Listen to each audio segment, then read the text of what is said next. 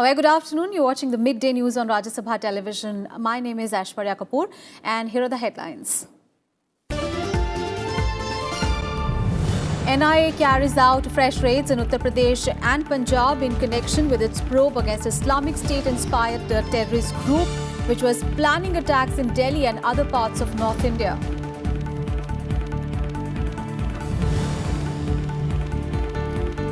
NGT directs Volkswagen to deposit 100 crore rupees by Friday for using cheat devices in emission tests in its diesel vehicles. Green panel warns of punitive action in case of non-compliance.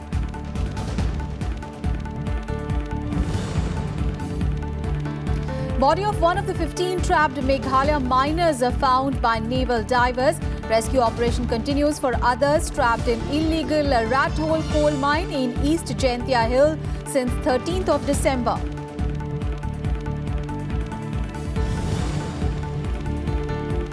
Compulsive contrarians manufacturing logic to run propaganda against Modi government, says Arun Jaitley. Adds left and dynastic politicians oppose every act of government blindly. Emphasizes nation is rather built by those with positive mindsets and vigor.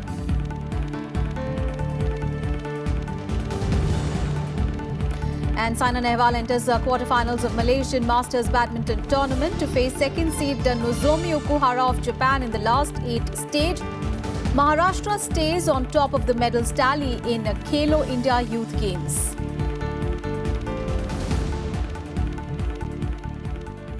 The top developing story this afternoon, the NIA carried out fresh searches in 8 places in western Uttar Pradesh and Punjab in connection with its probe against an Islamic State-inspired terrorist group which was allegedly planning suicide attacks and serial blasts targeting politicians and government installations in Delhi and other parts of North India. The searches were conducted based on inputs from the interrogation of the people who were arrested for allegedly being part of Harkat el-Harb Islam, a module of the global terrorist group Islamic State. The agency has arrested 12 people in this connection since 26th of December last year. And on to the other top story this afternoon, coming down heavily on auto giant Volkswagen. The National Green Tribunal has ordered the German car maker to deposit 100 crore rupees in fuel emission case. Now, Volkswagen must deposit an interim amount of 100 crore rupees with the Central Pollution Control Board by tomorrow, failing which the India directors of the company face arrest. In November 2018, the NGT had slapped 100 crore rupees penalty on Volkswagen in a case related to allegations for using cheat device in emission tests of its diesel vehicles. A cheat device is a software in the diesel engines to manipulate emission tests by changing the performance of the cars. Now, Volkswagen has confessed to falsifying the emission data using illegal software in its diesel vehicles and is facing criminal and civil penalties in the United States and several other countries as well. Big story coming in from Meghalaya, where the body of one of the 15 mine workers trapped inside an illegal coal mine has been found by a team of Navy personnel today. The officials said that the body was spotted inside the rat hole mine and naval officers brought it to its mouth. Now, coming down heavily on the state, over 15 miners are trapped. The top court had yesterday said that Meghalaya has failed in dealing with the menace of illegal mining. The top court also asked the state government to file an affidavit on this issue. 15 miners have been trapped in the 370-foot deep illegal coal mine in East Jaintia Hill district of Meghalaya since 13th of December. And stepping up attack on the opposition, Finance Minister Arun Jaitley today said that the left and dynastic politics have emerged to create perpetual propaganda against the Modi government. In a Facebook post, Arun Jaitley called the left and the Congress compulsive contrarians who believe in manufacturing falsehood and opposing every move by the government. Now, citing example of the government's decisions, Jaitley said that the opposition adopts double standards whenever it suits them.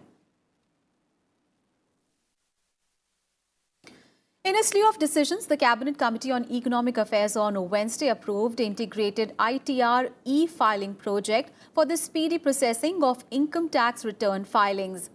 The move will help in bringing down the income tax return processing time to 1 day. The processing time at present for ITR is 63 days. Now, the project is expected to be completed in 18 months and will be launched after 3 months of testing. IT giant Infosys is also roped in for the project. दूसरा decision जो बहुत ही अहम लिया गया है वो है एक इनकम टैक्स का जो ई फाइलिंग का पोर्टल है और जो सेंट्रलाइज्ड प्रोसेसिंग सेंटर है, इन दोनों को इंटीग्रेट करके, दोनों को जोड़ के एक integrated E filing and centralised processing centre 2.0 के प्रोजेक्ट को आज मंजूरी दी गई है। आज के दिन जब कोई इनकम टैक्स रिटर्न प्रोसेस होता है तो उसकी प्रोसेसिंग टाइम लगभग 63 दिन है। ये नई सुविधा जब एक बार लागू हो जाएगी, जिसको लगभग 18 महीने लगेंगे इसको बनाने में, और उसके बाद 3 महीने और के बाद चालू हो जाएगा टेस्टिंग के बाद, वो 63 दिन के बदले प्रोसेसिंग 1 दिन में हो पाएगा। The time turnaround time to process an income tax return will reduce from 63 days to only 1 day. And in some other decisions, the Cabinet decided to expand the capacity of the Numaligarh refinery in Assam from 3 million metric tons per annum to 9 million metric tons per annum. It involves setting up of crude oil pipeline from Paradeep to Numaligarh and product pipeline from Numaligarh to Siliguri at a cost of more than 22,000 crore rupees. The government also decided to recapitalize the state-owned Export-Import Bank of India to the tune of 6,000 crore rupees. The cabinet also approved setting up of 13 new central universities within the next 36 months at a cost of over 3,600 crore rupees. 6,000 crore EXIM bank की equity capital में recapitalisation bonds के माध्यम से दिया जाएगा, और इसी के साथ साथ जो ऑथराइज्ड शेयर कैपिटल है एग्जिम बैंक का, इसको 10,000 करोड़ से बढ़ा के अब 20,000 करोड़ रुपए अप्रूव कर दिया गया है। On to some other news, as part of efforts to address the concerns of building entrepreneurs, the government has eased norms for startups seeking exemptions from angel tax. The government, via a notification issued on Wednesday, scrapped the existing mechanism to approve startups applying for tax breaks under the Income Tax Act. Commerce and Industry Minister Suresh Prabhu approved a notification pertaining to this clause to make allowances for angel investors. The latest changes provide a simpler mechanism for startups to claim exemption from this tax, which is imposed on the difference between the premium value and the fair market value of shares. President Ramnath Kovind visited the ongoing Ardh Kumbh in Prayagraj today. After reaching the Ardh Kumbh, the president offered prayers at Sangam in Kumbh Mela. Uttar Pradesh Chief Minister Yogi Adityanath and Governor Ram Nayak also attended the function. Now, President Kovind is slated to inaugurate a 2-day Gandhian Resurgence Summit at the camp of Paramat Niketan Ashram and also unveil the statue of Maharishi Bharadwaj. The summit is being organized by the Paramat Niketan, the Harijan Sevak Sangh and the Global Interfaith Wash Alliance. Vice President M. Venkaiah Naidu inaugurated Agrivision 2019, a 2-day conference in Hyderabad on envisioning agro solutions for smart and sustainable agriculture. While addressing the gathering, the Vice President said that food processing sector plays a very critical role in improving agrarian economy, generating employment opportunities and export earnings. He called for investments in agricultural research and development to tackle the emerging challenges in the agriculture sector. loan waiver is only temporary. You waive the loan this season, next season, who will give you the loan? One has to understand very serious matter. If somebody said, sir, are you against the loan waiver? I am not against. You want to waive everything? I have no problem if you have the capacity. You must have the capacity, na? You must have the wealth, na? Then only you can distribute. If there is no wealth, how do you distribute it? You will become a pauper. So we have to think in terms of long-term connectivity, electricity, road, water, storage, go down, refrigerator system, refrigerator vans, good market system, timely credit. These are the challenges. And Prime Minister Narendra Modi will be on a 3-day visit to Gujarat from today. He is scheduled to visit Gandhinagar, Ahmedabad and Hazira. During his visit, he would be attending various programs in Gujarat, including the Vibrant Gujarat Global Trade Show today. And tomorrow, the Prime Minister will inaugurate the 9th edition of the Vibrant Gujarat Summit. Heads of 5 countries and ministers from 21 countries are attending the summit. Ahead of the visit, Prime Minister Modi said that the Vibrant Gujarat Summit has played a key role in bringing more investment to the state of Gujarat and enhancing the state's progress since 2003. And during the visit, the Prime Minister is also scheduled to inaugurate the Sardar Vallabhbhai Patel Institute of Medical Sciences and Research in Ahmedabad. He will also flag off Ahmedabad the Shopping Festival 2019 being organized simultaneously with the Vibrant Gujarat Summit. And on the last leg of his visit, the Prime Minister will go to Mumbai on 19th of January, where he will inaugurate the new building of the National Museum of Indian Cinema.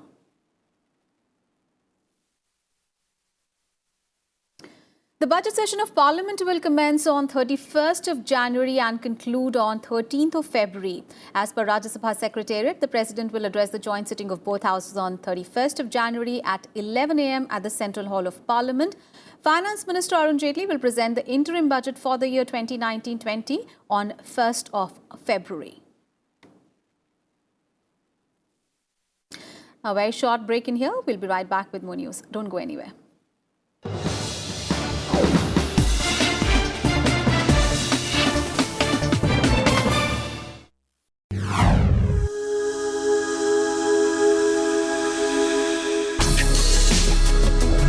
Tales that inspire. Stories of social change. A salute to diversity. Promoting public discourse. Events that motivate. Inspiring the innovative spirit. Watch Rajya Sabha television documentaries.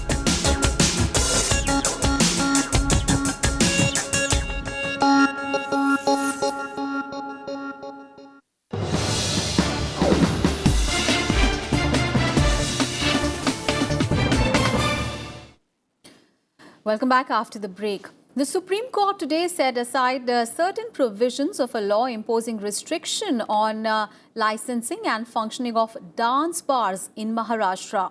A bench headed by Justice A.K. Sikri set aside the Maharashtra government's ruling for mandatory installation of CCTVs and a partition between bar rooms and the dance floor.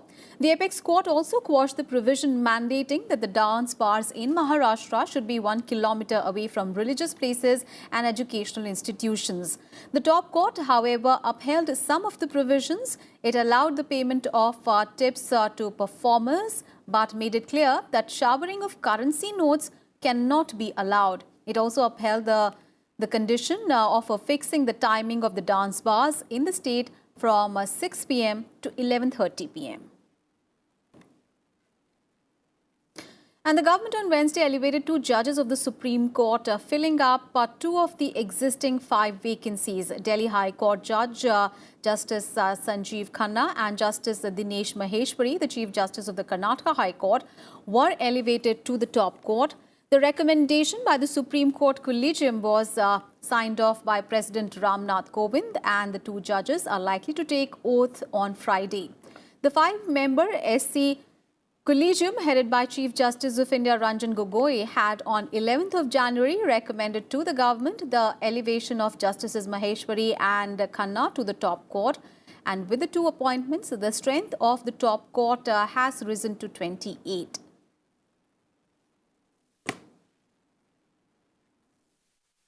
A special court in Panchkula will pronounce the sentence on Dera Sacha Sauda chief Gurmeet Ram Rahim Singh and 3 others in a journalist murder case today.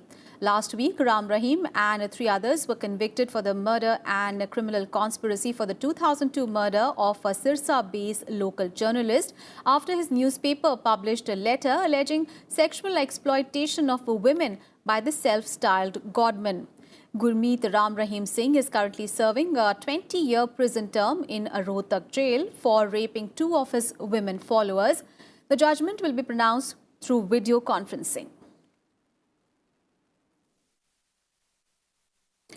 And first of its kind, a 2-day global aviation summit with the theme Flying for All concluded in Mumbai on Wednesday. During the mega event, the government unveiled the much-awaited maiden national air cargo policy, which seeks to make India among the top 5 air freight markets by 2025. Here are all the details.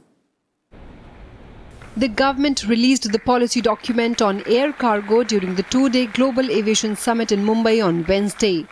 The policy covers all 3 categories of air cargo: domestic cargo to ensure efficient flow of goods across India, international cargo facilitating all indigenous export and import of goods, and transit international cargo by making India the transit cargo hub of choice to and from other parts of the globe. The Indian cargo industry is one of the fastest growing markets globally, but with a small share of about 2% of the global market. It grew at a compounded annual growth rate of 17% over the past 5 years and was estimated to be 22,000 crore rupees in 2016-17. In the last few years, we are seeing that a global trade has contracted and a global economy has expanded a little bit more. So now it's a challenge and opportunity that when the global economy will rebound again, there is going to be bound to be more global trade which is going to happen. And global trade would need a global policy for cargo. So cargo is going to also be one of the very driving force. I wish you all that you can participate in it.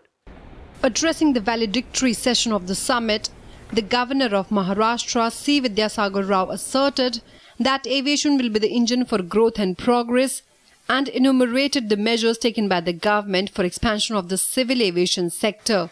He also underlined the importance of safety in the aviation sector.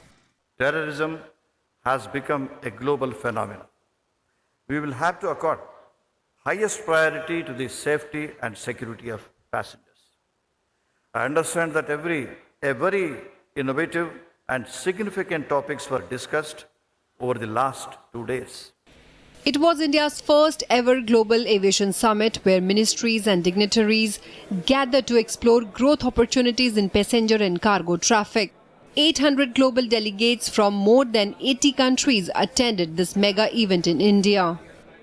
India is set to displace United Kingdom as the 3rd largest civil aviation market by the year 2025. Plethora of steps taken by the government and maiden policies announced are expected to ensure that India's civil aviation sector takes off in a big way. Signing off from India's first global aviation summit in Mumbai, with camera person Junaid Iqbal Khan, I'm Kriti Mishra for Rajya Sabha Television. On to some other news now. Gandhi Peace Prize for the years 2015 to 2018 are announced. The 2015 award has been conferred to Vivekananda Kendra in Kanyakumari for their contribution in rural development, education, development of natural resources. The 2016 award is jointly awarded to Akshay Patra Foundation for its contribution in providing midday meals to millions of children across India, and Sulabh International for its contribution in improving the condition of sanitation in India and emancipation of manual scavengers.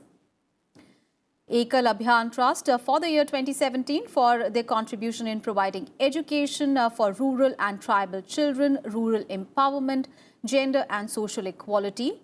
And the 2018 award will be presented to the WHO Goodwill Ambassador Yohei Sasakeba for his contribution in leprosy eradication in India and across the world.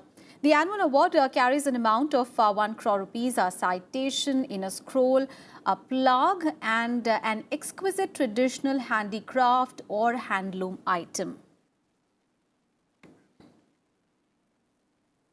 A top international focus now amid a Brexit crisis looming. British Prime Minister Theresa May's government has survived the no confidence motion in Parliament.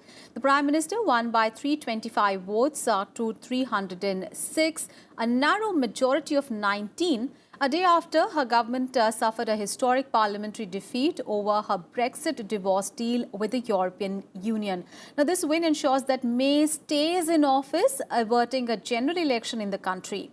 Earlier, opposition leader Jeremy Corbyn argued that May's zombie administration had lost the right to govern during a 6-hour debate on the motion. Labour Party, however, has not ruled out tabling further no-confidence motions against the government. And after the vote, Theresa May called on MPs to put self-interest aside and work constructively towards Brexit.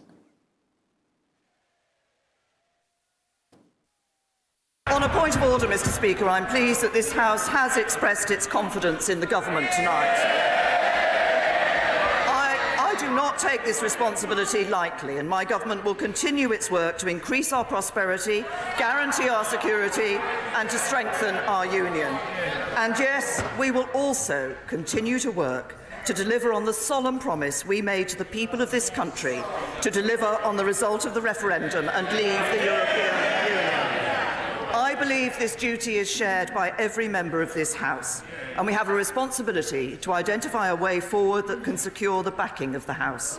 To that end, I've proposed a series of meetings between senior parliamentarians and representatives of the government over the coming days, and I would like to invite the leaders of parliamentary parties to meet with me individually, and I would like to start these meetings tonight.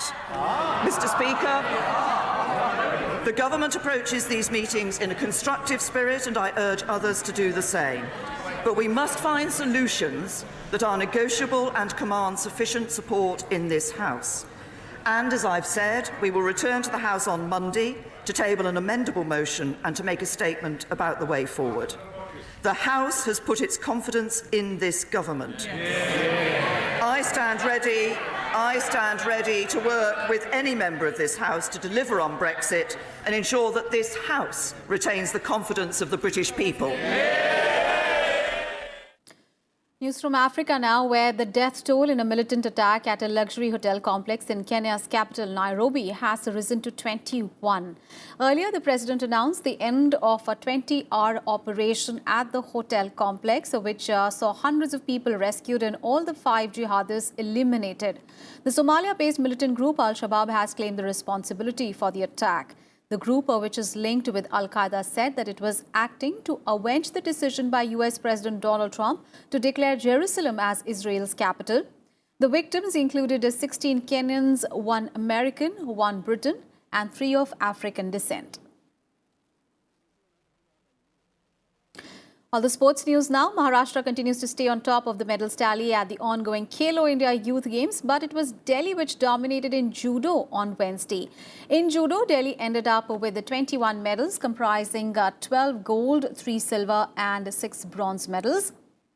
In boys under-21 skeet event, ISSF World Championship junior bronze medalist Gurnihal Singh of Punjab grabbed the gold medal by defeating Rajasthan's Anantjeet Naruka by just a point.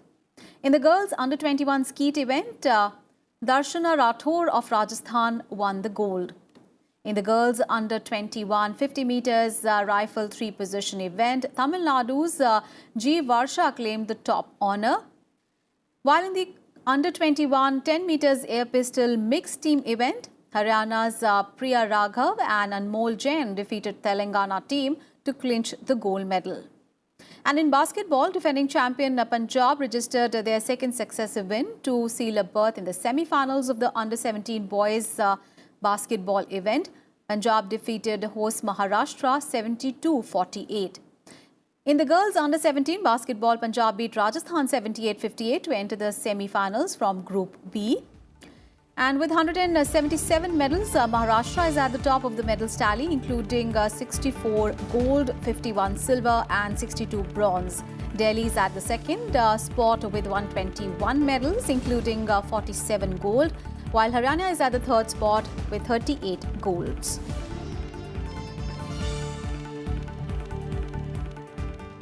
News from the world of badminton, where Saina Nehwal and Kidambi Srikanth have entered the quarterfinals of the ongoing Malaysian Masters badminton tournament in Kuala Lumpur. Saina Nehwal defeated Ye Pui-yin of Hong Kong to set up a clash against second-seeded Nozomi Okuhara of Japan in the last 8 stage. While in the men's singles, Kidambi Srikanth also defeated China's Wong Wing-Ki 23-21, 21-18 to also enter the quarterfinals. And in the other men's singles, Parupalli Kashyap will face Anthony of Indonesia in a short while from now in the second round. Earlier, he had defeated world number 20, Rasmus Gemke of Denmark in the first round. And the women's doubles pair of Ashwini Ponnappa and N. Sinki Reddy crashed out of the tournament after losing to their Indonesian rivals.